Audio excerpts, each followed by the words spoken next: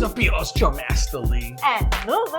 All right, so we were just reacting to Pentatonix and their version of Mad World, which is trending. And it got pretty heavy. It really kind of just hit me hard in terms of sometimes how you feel like it's so overwhelming living in this mad world. But I remember like one of the most poignant, most powerful experiences of listening to the song was way back in the day when this was used in a commercial for Gears of War. And I know a number of you all remember this, and I think you even remember this, but I want to react to this again because, man, the song is just so good, so powerful. And this trailer, to me, was a turning point in terms of like the gaming industry, in terms of how it thought of itself as art more than just some sort of, pew, pew, pew and bombastic craziness, right? Because I think a lot of game commercials up until that point was just trying to sell action, explosion, rock and roll in the background. And this, whoa, just totally turned game marketing on its head. Yeah.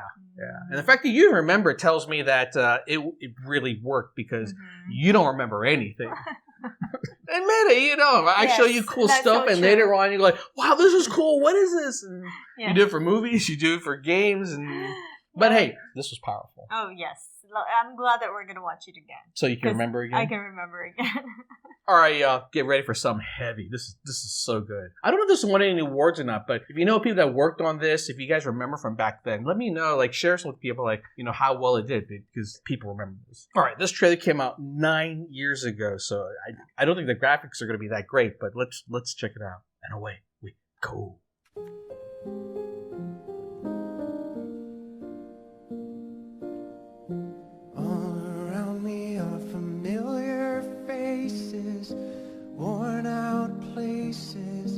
Worn out faces, hide my head, I wanna drown my sorrow.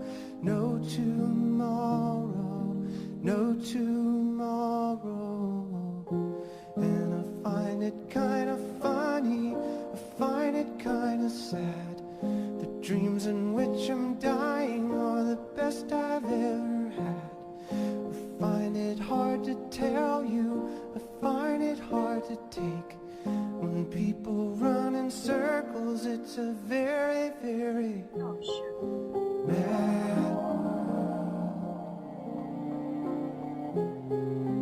Mad world. Still powerful to this day. It's the way they told this story was so powerful because this game is known for just fighting, cutting people up with chainsaws, and you really don't get any of that for most of it. And it's just him reflecting on how mad this world is and just being overwhelmed. Like you're being hunted, you're being chased. Just when you think you got away, it's right there. And not only is it right there, but overwhelmingly overpowering on top of you. And that was it. Did he survive? Yeah, because there's always a sequel. So. And it's a game you can keep.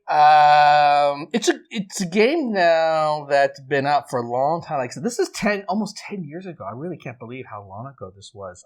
Graphics are starting to show its date, but because it's done in a very cinematic way, you're focused more on what they're trying to tell than what's going on. I think I can't even find like the high resolution version of this. It's very low res, but beautiful. I think that's why I love being a gamer right now in this day and age, because we've gone from trying to sell new features, how many levels, how cool the graphics are, to the experience of the game itself and the way they try to tell a story. Because really, at the end of the day, so many games already perfected that mechanic from maybe even 2 generations ago. But when it comes to like games where they have a story that really hits you and makes you feel something, whether the intensity of the experience or the emotion of the experience, I think they're starting to just get it. Get it to the point where people aren't ragging on it like it's some sort of like second-rate experience compared to movies. It's funny because I remember when I was younger, people would talk about like nothing compares to the books. Movies will never be able to have that weight like the books, right?